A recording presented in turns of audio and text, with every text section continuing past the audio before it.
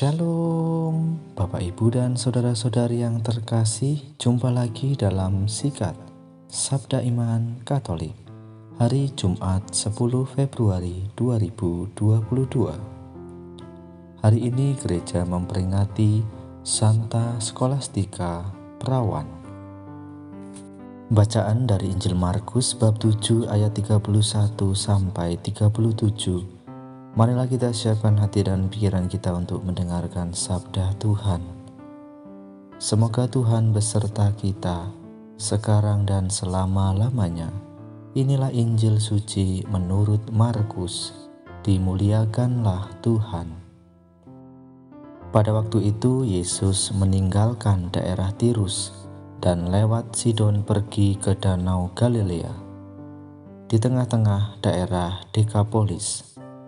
Di situ orang membawa kepadanya seorang tuli dan gagap dan memohon supaya Yesus meletakkan tangannya atas orang itu. Maka Yesus memisahkan dia dari orang banyak, sehingga mereka sendirian. Kemudian ia memasukkan jarinya ke telinga orang itu, lalu meludah dan meraba lidah orang itu. Kemudian sambil menengadah ke langit, Yesus menarik nafas dan berkata kepadanya, "Ephata," artinya terbukalah. Maka terbukalah telinga orang itu, dan seketika itu terlepas pulalah pengikat lidahnya. Lalu ia berkata-kata dengan baik. Yesus berpesan kepada orang-orang yang ada di situ supaya jangan menceritakan kepada siapapun juga. Tetapi makin dilarangnya mereka, makin luas mereka memberitakannya. Mereka takjub dan tercengang dan berkata, "Ia menjadikan segala-galanya baik, yang tuli dijadikannya mendengar, yang bisu dijadikannya berbicara." Demikianlah sabda Tuhan. Terpujilah Kristus.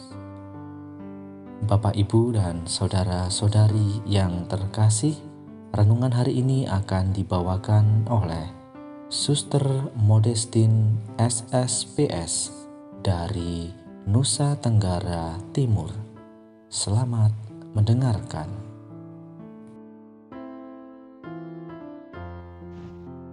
Saudara-saudari pencinta Sabda Iman Katolik di mana saja berada. Renungan kita pada hari Jumat biasa pekan kelima, tanggal 10 Februari 2023, di bawah tema Ephata, terbukalah. Sahabat pendengar Sabda Iman Katolik yang berbahagia di mana saja dan berkarya. Hari ini Gereja Sejagat merayakan pesta Santa Scholastica Perawan.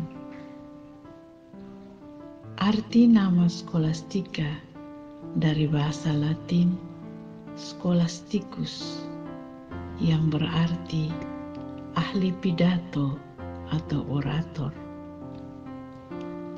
Santa Scholastica adalah saudara kembar dari Santo Benedictus, pendiri Ordo Benediktin.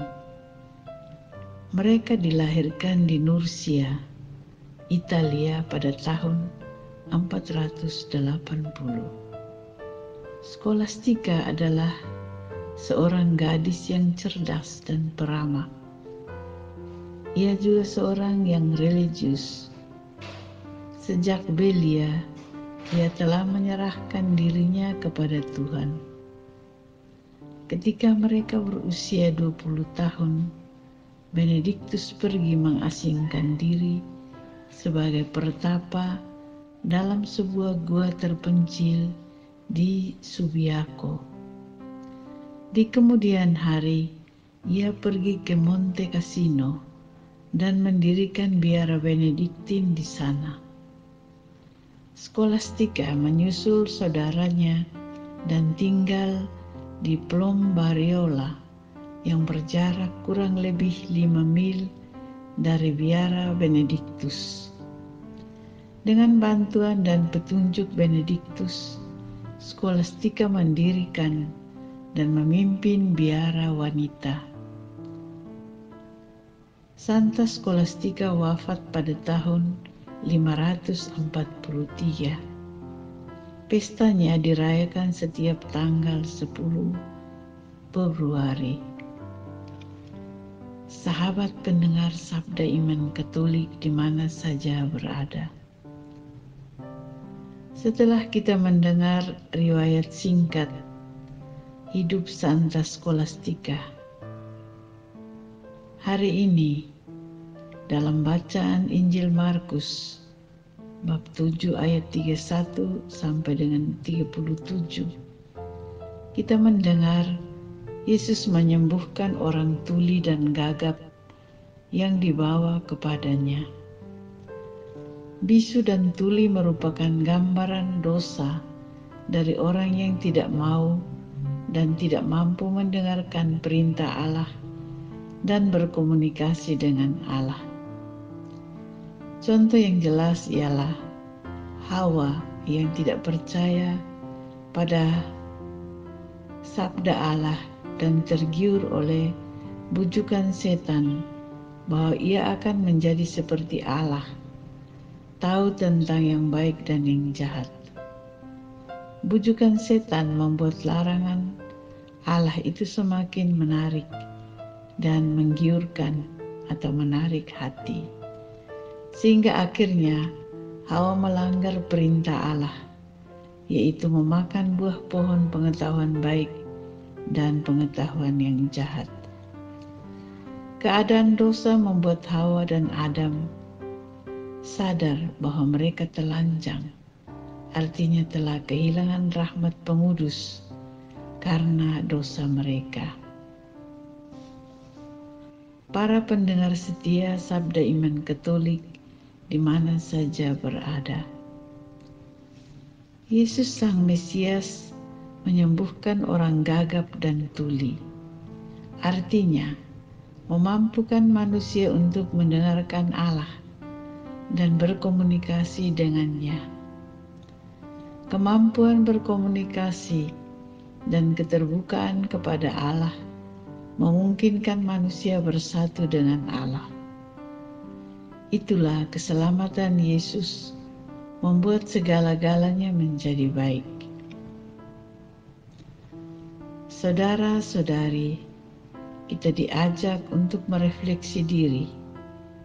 Sering kita kurang menyadari akan segala kebaikan Tuhan yang sudah menjadi bagian hidup kita.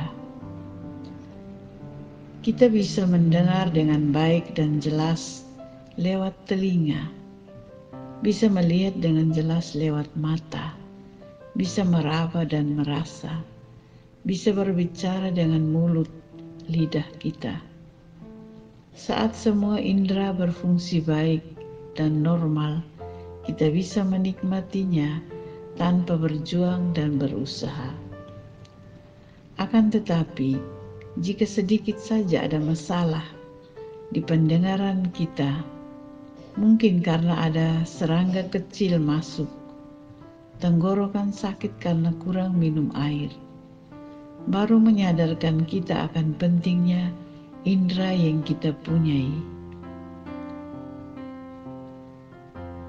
Mari kita datang kepada Yesus agar kita disembuhkan kembali dari bisu dan tuli, sehingga kita mampu berkomunikasi dengan Allah, bersatu dengannya, mendengarkan firman-Nya, seperti yang dibuat oleh Santa Skolastika sejak muda.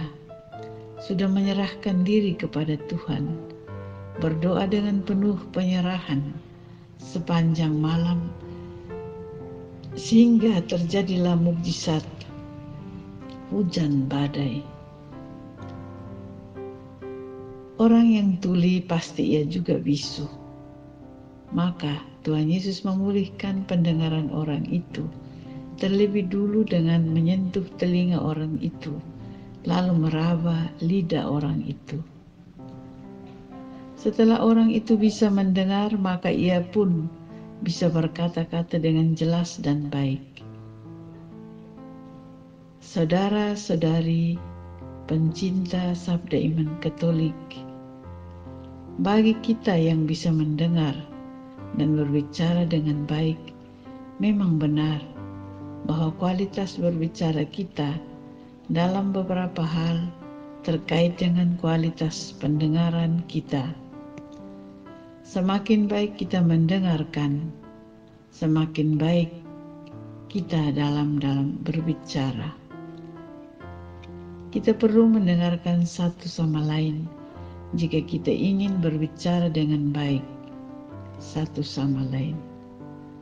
Dan tentunya kita perlu mendengarkan firman Tuhan supaya bisa menjalani hari dengan baik dan penuh berkat-Nya.